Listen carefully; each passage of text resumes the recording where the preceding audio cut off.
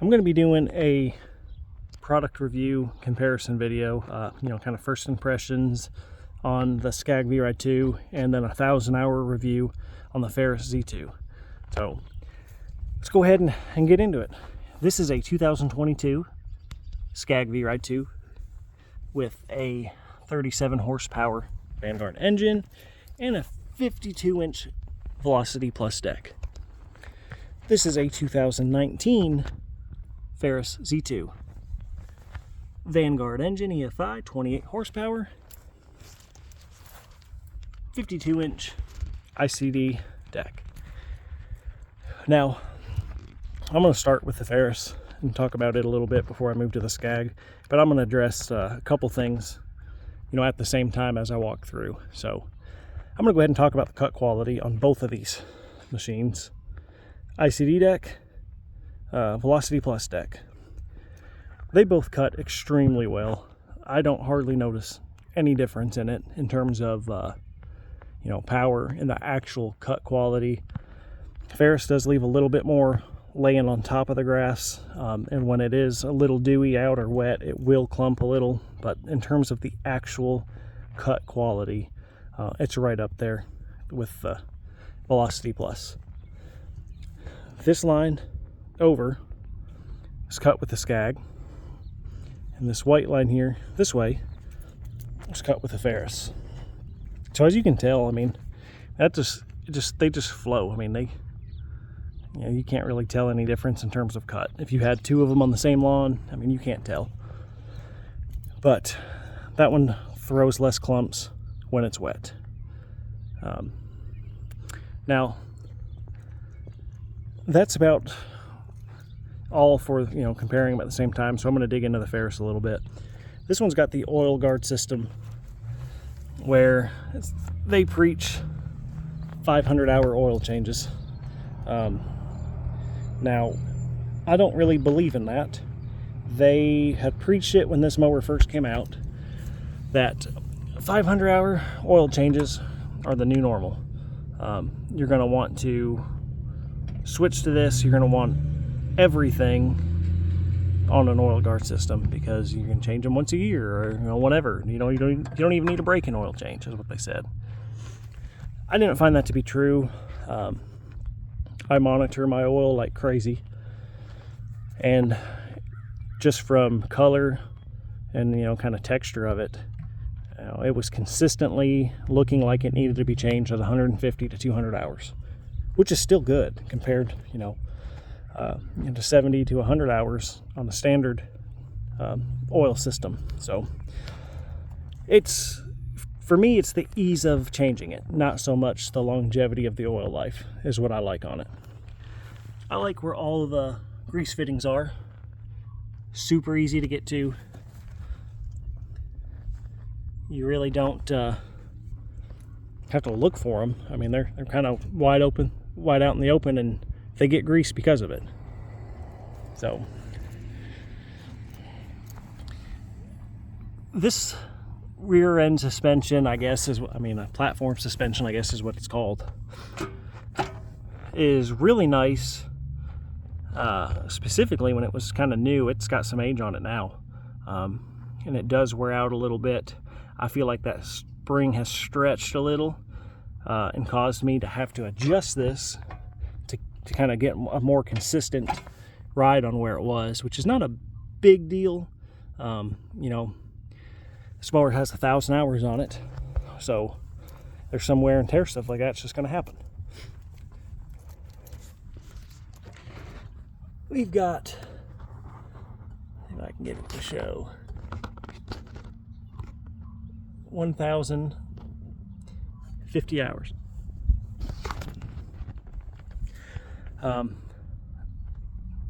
It's just a good machine. It's simple.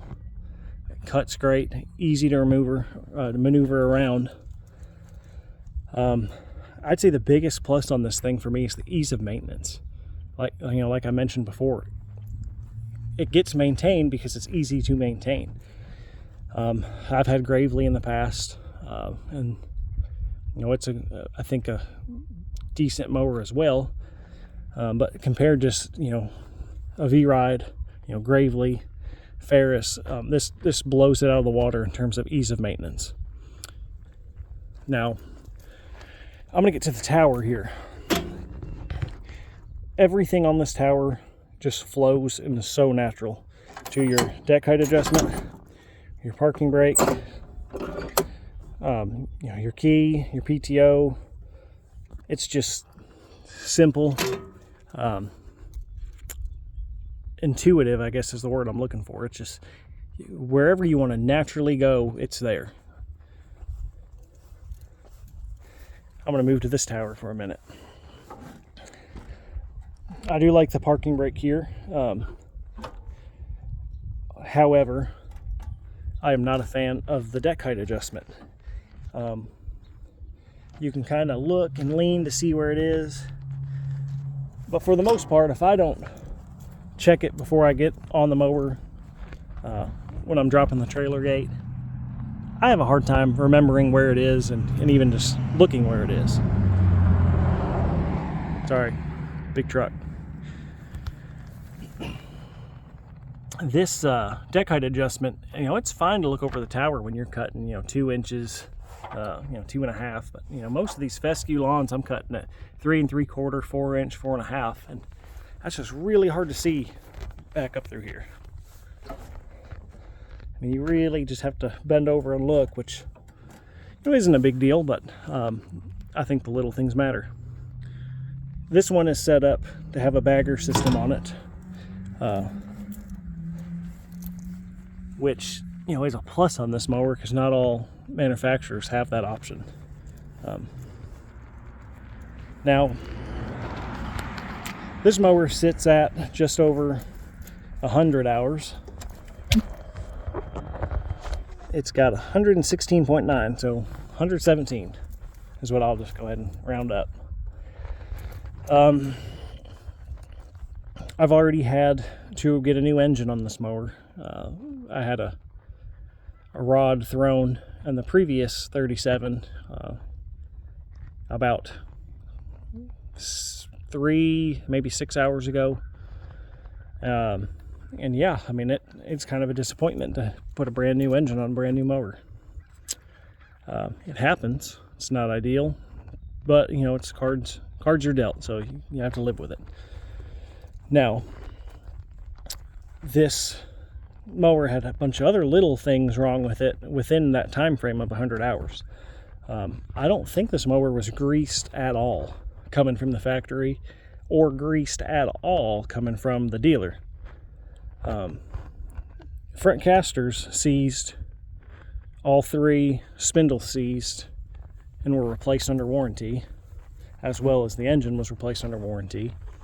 I had a leaky hydro and just small little annoying things that keep you from getting your list done.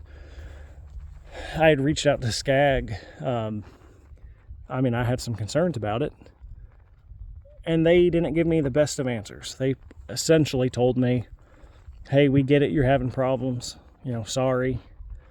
If you continue to have problems, just trade it before the warranty's up, and then you won't have to pay for repairs, which I don't think is a good answer.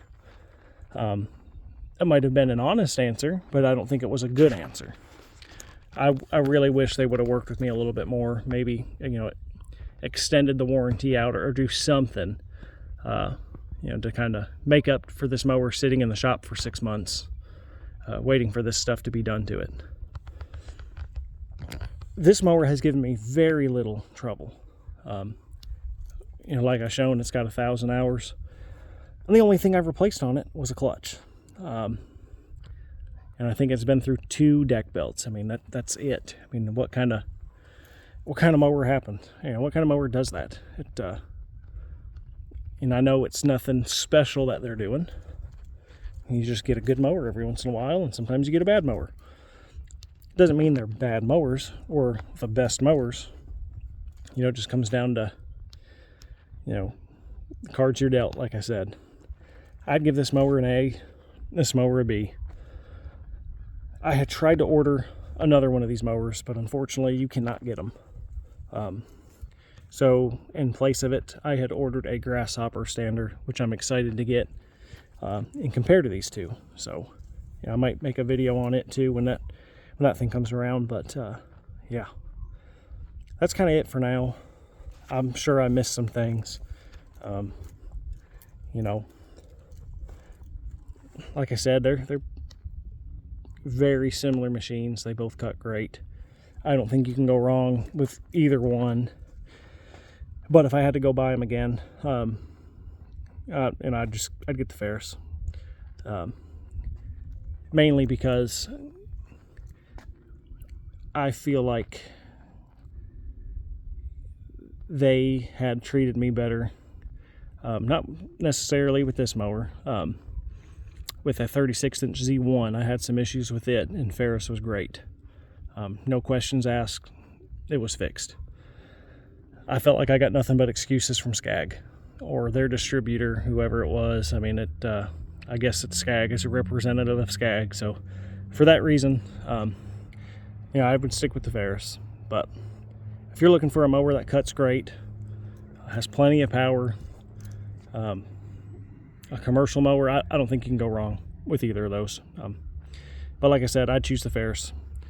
And even if I get this grasshopper in and I love it, I still want to buy another Ferris. So I hope that says something about it. Yeah, thanks for watching.